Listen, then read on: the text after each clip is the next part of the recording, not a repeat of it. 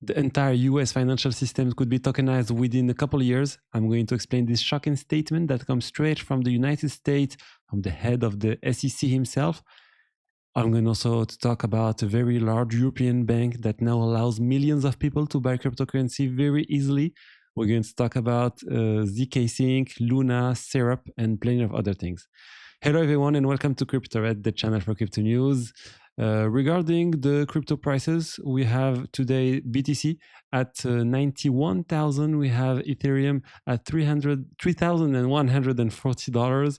So yeah, the market is up today. And let's talk about BPCE, which is a very, very large banking group in France. They just launched something this morning for 2 million clients for now and 12 million clients in a couple of weeks. Their clients can now buy cryptocurrency easily directly from their banking app. So it's really revolutionary. It's starting with, like I said, 2 million people. And honestly, this is the vision I always had for crypto from the beginning. I never understood why banks didn't do this sooner. They left all the space for Coinbase, Binance, and other to launch exchanges. And yeah, people already keep their money on their banking app. So it's logical for them to be allowed to buy cryptocurrency from the same app. I'm convinced that if banks had done this years ago, we would not have ended with such massive crypto dominant player like I said, like Binance. But yeah, it's a very good thing to see that many banking groups are now realizing that crypto cannot be ignored. Some other banks have already integrated crypto ETFs, and now, yeah, we retail has all the apps, all the tools to buy cryptocurrencies really easily now on ETFs, on banks, like I said, in France and other countries. So yeah, and as I mentioned earlier, the head of the SEC, Paul Atkins, just gave a pretty mind-blowing interview, and where he says that he understands tokenization really well, and you can see that he understands it really well. He explained that in the traditional system, the traditional financial system, when you buy or sell assets, settlement doesn't happen the same day. It can take one day or even several days. He specifically mentioned T+1 settlements, while in cryptocurrencies, everything happened in T+0, the same day, even the same minutes. That's why people, when people complain that Ethereum only produces a block every 12 or 13 seconds, or that Bitcoin takes about 10 minutes per block, they forgot that in traditional finance, it can take more than one full day just to finalize a transaction. So for them, moving to a few minutes a block or even a few seconds is really an enormous improvement. It's already extremely fast by financial market standard. And that's why he clearly said that for him, the true future for financial market lies in the digital assets, in the tokenization of the assets. He explained that this brings many advantages like better transparency, better risk management, and he clearly see the entire American financial system migrating very rapidly. He didn't say 10 years. He said we could imagine something like a couple of years for real migration. So yeah, he literally said a couple of years. So imagine in a couple of years the whole US financial system on chain. It could be huge. The entire stock market, all equities, all bonds, an enormous amount of asset moving fully on chain. And now the question becomes, what about the investment thesis behind all of this? Where will these stocks go? Where will these real assets go? On which blockchain? It's probably all going to happen on chain, on decentralized blockchains. So there are basically two options. Either it happens on the public blockchain like Ethereum or Solana. On Ethereum, there's already a lot going on, a lot of stable coins, a lot of RWA. On Solana too, things are happening. Or they could also be blockchain built by this type of institution, but I'm not talking about private blockchains. That's more or less outdated now, but rather blockchains that are, let's say, controlled by this institution while still being built in a public way. I know that Avalanche does subnets or whatever they call them now. On Ethereum, there are quite a few layer 2 solutions built on top of Ethereum that benefit from Ethereum security. Or it can be done directly on a public blockchain, as I said. Personally, I really tend to believe that settlement will mainly happen on layer 1 blockchains like Ethereum, Solana, and so on. There's no real need, like I've said before, to have ultra fast transaction. One every 12 seconds is more than enough.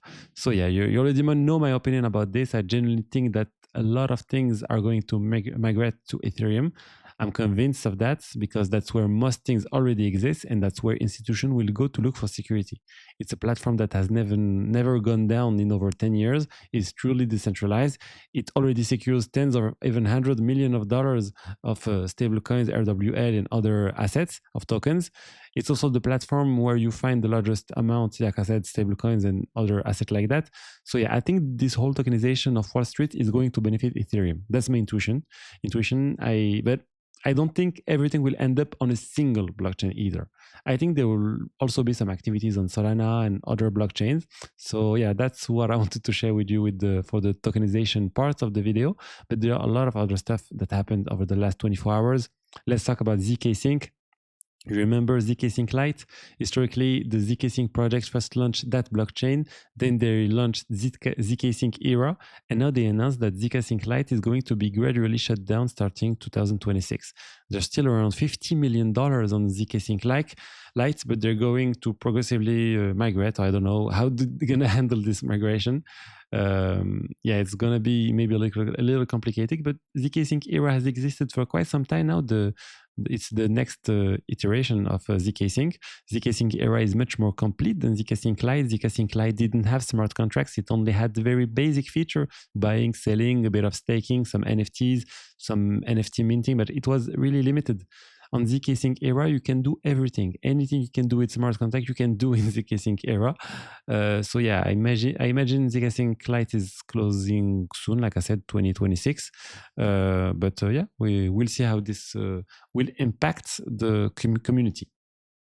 Then let's talk about Luna Classic, LUNC, the historical Terra Luna token. After the collapse of Terra Luna, there was a fork to another. There are two versions of Luna. Luna Classic is the classic one, but it's the historical token. It's the one who has exploded recently. You can see it on the chart. It had been doing nothing but dropping for a few months, and then you have a huge increase on December 4th, December 5th. We suddenly went from $150 million market cap to $350 million. What's going on? Well, what's the news around LUNC? Well, quite simply, the former CEO of Terra, Do Kwon, is supposed to receive the verdict for his sentence very soon, in a couple of days, in 3 days, I believe, December 11th. That should happen, that will happen in the United States. He could potentially do several years in prison, up to 12 years.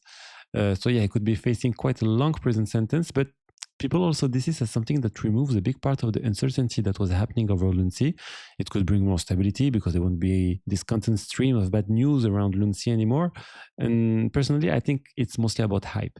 It brings Terra Luna back into the spotlight. Do Kwon being sentenced to 5 years, 10 years, that create buzz. And when there's buzz, the associated token often benefits from it, a bit like a meme coin. And I think that's exactly what we're seeing right now. After that, there's still the burn mechanism going on, and it's going on pretty strongly. But honestly, I don't think the fundamentals of LUNC has changed. I don't really believe in this blockchain, to be honest. I don't see the use for it right now. Next, do you remember Forecaster, the social network on Base that made a lot of noise for a while? There was a lot of money. It was decentralized. It was a decentralized social network that wanted to compete with Twitter, with X. There were a lot of airdrops on Forecaster, and now they said, look, we've been working on the idea of decentralized social network for almost 5 years now, and we have to admit that it doesn't work. We haven't found product market fit. We're not seeing enough organic growth. Users don't come back regularly. The platform isn't growing and in a way that attracts people regularly. So yeah, we're going to do a pivot. We're going to focus now on our wallet instead. We recently launched the wallet. The wallet is working much better, and we're shifting from a social first vision to a wallet first vision. They're still keeping, in fact, the social aspect, but it's now secondary. The main idea is to attract people through the wallet, and then those users might eventually discover the social network park afterward. So yeah, this was still a project. A lot of people had huge hopes for it. I know Vitalik, for example, was posting quite a bit on Forecaster at one point. A lot of people from the crypto community had migrated there. But in the end, the network effect of X is just massive. And honestly, I think that's where almost all of crypto discussion is still going on. That's where everyone is. That's where everything is happening. There's no real competitor to X at the moment. Facebook or Instagram launched its own competitor, Threads, but nothing is really happening in terms of crypto there. I think they're targeting a different audience. Whereas X, it's like everyone can find something to read on X. Next, let's talk about Syrup. Syrup, it's the token of Maple Finance. That token is also pumping. What's going on there? Well, the buyback started in November. Maple is using 25% of its revenue to buy back Syrup token. They've already bought 2 million Syrup token, and they're saying that if they keep going at this pace, roughly 2% of the total Syrup supply would be bought back through buybacks. So they're basically saying what happened when the revenue really explode? Well, they buy even more Syrup, obviously. Just to remind you, Syrup is the token of Maple Finance. Maple did go some turbulence recently with the whole core fiasco. You remember the core foundation? But in the end, Maple Finance is still attracting investors. There's still attractive yield on this platform. There's still plenty of people willing to deposit crypto to borrow. So it remains a project that generates real revenue and actually does buyback. So there's a real concept of revenue sharing here. They had announced it and now they're actually doing it. So that's a positive point. Now we need to watch this buyback, how is this going to happen over time. It's I like buybacks, but I think it's a good idea to allocate only part of the earning to buybacks. I would have preferred something like 50% more, but I don't like projects that do 100% buyback, because then how are you going to pay the salaries of the people? I imagine that they can sell some tokens, like Hyperliquid have a huge token, but if the token drop, then you can't develop the protocol anymore. So yeah, I like the idea of leaving some earnings for the team, for the project. For example, Zcash, there's a percentage of each block rewards that goes toward paying the people who develop Zcash. It's often criticized, but at least it gives them a recurring source of income to continue improving and developing the projects. So yeah, that's what I wanted to share with you today on the latest crypto news. I hope you enjoyed the content. If that's the case, don't forget to like, comment, subscribe, and I'll see you tomorrow for the next update. Bye-bye.